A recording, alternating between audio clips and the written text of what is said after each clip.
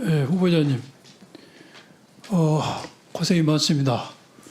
법조인으로서, 특히 법관으로서 서울고등법원장을 지금 하고 계시죠. 예, 그렇습니다. 모든 법관들이 아마 존경하고 그 자리에 가기를 원할 겁니다. 굉장히 명예스럽고 자긍심을 가질 만한 자리입니다. 그리고 매우 바쁜 자리입니다. 그런데 오늘 이렇게 청문회를 받는 것도 굉장히 용기가 필요했을 겁니다. 아마 이렇게 일방적으로 질문을 받는 것은 경험하지 못했을 겁니다. 이렇게 굉장히 힘든 과정을 겪으면서 이렇게 명예스러운 보직이 있음에도 불구하고 이렇게 중앙선관위 위원이 되려는 소신이랄까? 사명이 뭡니까? 결국 뭐 민주주의의 핵심이자 꽃이 선거라고 생각하고요. 저도 그 과정에서 유권자로서 그 한 표를 행사해 왔습니다. 그 과정에서 그 선관위 가지는 의미가 크기 때문에 제가 만약 그 중앙선거관리위원회 위원이 된다면 그러한 어떤 선거의 공정성이나 그 법치주의 실현에 조금이나마 도움이 되지 않을까 하는 생각으로 수락을 하고 이 자리에 나오게 됐습니다. 예, 그 법치주의 실현에 일조로 하겠다는 뜻인데 그 가진 생각이 변하지 않기를 부탁드립니다. 예, 명심하겠습니다. 예, PPT 한번 보겠습니다. PPT 한번 보세요. PPT 두 개가 그려졌습니다. 위에는 그래도 이재명은 안 됩니다. 이거 보고 뭘 느끼십니까? 반대하는 의견으로 보입니다. 무슨 반대하는 게? 저기 써 계신 분에 대한 반대 의견을 내신. 아니 그래도 이재명 안 됩니다는 플랜카드가 그리고 제 밑에 있는 이재명 가덕검열 인공기가 그려졌어요. 요 플랜카드를 개첩을 해도 된다고 생각하십니까? 개첩은 안 된다고 생각하십니까?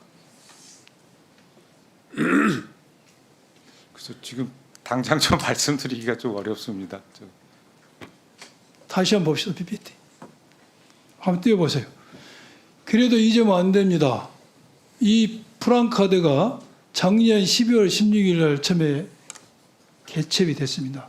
이것에 대해서 우리 선관위에서는 저것은 저렇게 달아놓으면은 표현의 대상과 내용에 있어서 일반이 볼 때 특정인의 낙선을 도모할 인식이 있다고 해서 결국 254조에 의해서 불허를 했습니다.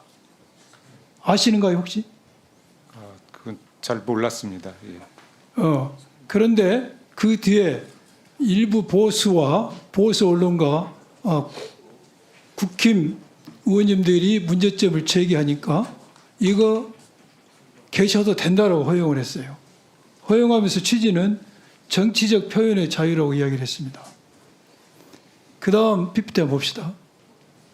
그러니까 처음에 허용할 때는 254조에 의해서 안 된다는 취지야. 그런데 허용을 하는 취지에 있어서는 90조에 가지 않으면은 된다는 취지로 했어요. 그래서 이렇게 선관위의 결정이 들쑥날쑥하면은 선관위 결정에서 누가 신뢰할 것인가 하는 생각이 듭니다. 요 점을 참고하셔서 선관위에서는 결정을 할 때 주의를 할 필요가 있다는 생각이 듭니다. 만약 12월 16일 날 처음에 개시 허용됐을 때 20일 날 이렇게 불허를 했는데 그 뒤에 보수 언론과 국힘 의원님들이 문제 제기를 안 했으면은 뭐 이게 그대로 갔겠죠. 그래서 이게 허용이 안 됐는데 이렇게 결정이 왔다 갔다 하면 안 됩니다. 또 하나는 제가 이 문제를 곰곰이 생각해 보니까 지금 정치적 표현의 자유라고 해서 광범위에 허용을 했는데 지금 탄핵 심판이 인용될 게 사실상 거의 확실시되고 거기에 따라서 조기 대선도 실시될 게 거의 확실시되는 상황이에요. 또한 그런 특정인이 특정 정당의 대선 후보가 될 것도 거의 확실시된 상황에서 이것이 탄핵이 인용되지 않았기 때문에 90조로 갈 수 없다고 해서 이것을 정치적 표현의 자유로 허용한다면은 탄핵이 인용되고 나서 90일이라는 짧은 시간에 선거를 치르는 이 보궐선거에 있어서 이게 선거에 영향을 미치지 않는다고 보는 것은 너무나 형식 논리 아닌가요? 탄핵 심판이 있고 나서 보궐선거가 1년이나 2년 뒤에 이루어진다면은 그런 논리도 가능하지만은 탄핵 심판이 인용되어서 60일 만에 선거를 치러한 상황에서 이것은 낙선, 선거에 영향을 미치지 않는 단순한 정치적 표현을 한다는 것은 너무나 기계적인 해석이 아닌가 하는 생각이 드는데 후보자님 거기에 대해서 답변을 좀 해주십시오. 상황에 따라 다를 수 있다고 생각을 하는데요. 어쨌든 정치적 표현의 자유도 가급적 허용하는 게 맞긴 하지만 어쨌든 한계가 있는 건 분명한 것 같습니다. 그래서 아마 그 선거 상황이나 지금 말씀하신 것처럼 그 개시 시점과 어떤 선거 제 시점과의 질문의 차이, 취지가 이해를 하셨습니까? 예, 어느 정도 이해를 했습니다. 예. 예. 지금 90조에 의하면은 일정한 기간 내에 조건이 붙인데 250조 그 조항을 적용한다면은 탄핵이 인용되고 나서 60일에 선거를 치르는데 그 전에 탄핵되기 직전까지 아무리 비판을 하도 이게 선거에 영향을 미치지 않는다고 해석한 거에 과연 합리적인 해석이냐는 것이죠. 그래서 제가 주문하고 싶은 것은 첫째, 선관위가 결정을 낼 때는 신중하게 할 필요가 있다. 두 번째는 이러한 조항에 있어서도 현실에 부응하게 법 해석을 해달라는 게 제 생각입니다. 예, 맞는 말씀이라고 생각을 합니다. 예, 그래서 방금 말씀드렸듯이 현 상황에 따라서 적합하게 법 해석을 하는 것이 또 마땅하다고 생각을 하고 있습니다. 예. 예. 나머지 시간은 다음에 쓰겠습니다. 21초 아껴주시기 바랍니다. 자, 그러면 지금부터 잠시만 주목해 주시기 바랍니다. 제가 구독자분들을 위해서 선물 하나를 준비했는데요. 제가 항상 여러분들께 드리는 말씀이 있습니다. 뉴스만 평소에 잘 챙겨보셔도 돈이 되고 돈을 벌 수 있다라고 말씀을 드렸는데요. 여러분들은 여기 보시는 삼성전자 뉴스를 보고 어떤 생각이 드세요? 아니면 정치인들의 뉴스, 날씨 뉴스를 보고는 어떤 생각이 드시나요? 그냥 뉴스만 보고 끝내는지 아니면 이 뉴스를 어떻게 이용할 수 있는지 이 부분을 고민하고 계시는지를 되물어보고 싶습니다. 그 이유가 뭐냐 하면 제가 지난번에 여러분들께 뭐라고 말씀을 드렸었죠? 지금은 반도체 섹터를 눈여겨보셔야 한다고 말씀드렸습니다. 그리고 나서 이런 썸네일들 뉴스를 통해서 많이 보셨을 겁니다. 반도체 내용이 이슈가 됐을 때 부자들은 어떻게 생각한다? 반도체 관련주들은 뭐가 있는지, 어떤 종목이 가장 좋은지, 어디에 투자해야 돈이 몰리는지 자연스럽게 생각한다고 제가 말씀을 드렸죠. 그 이유가 뭐냐 하면 부자들이 봤을 때는 이슈가 곧 돈으로 이어지고 그 이슈가 나에게 돈을 벌어준다는 경험적 확신이 있기 때문에 부자들은 항상 이런 사회적 이슈를 관심 있게 챙겨본다고 제가 말씀을 드렸습니다. 이번에도 마찬가지인데요. 제가 지난번에 시청자분들과 함께하는 주식으로 수익 내기 이벤트를 진행했었죠. 당연히 100% 무료로 진행을 했었고요. 여기 보시면 아시겠지만 제가 지난번에도 구독이라고 보내주신 모든 시청자분들께 반도체 관련주 중에 가장 크게 급등할 딱 한 종목, 많은 종목도 아니라 한미반도체 한 종목을 여러분들께 추천드렸어요.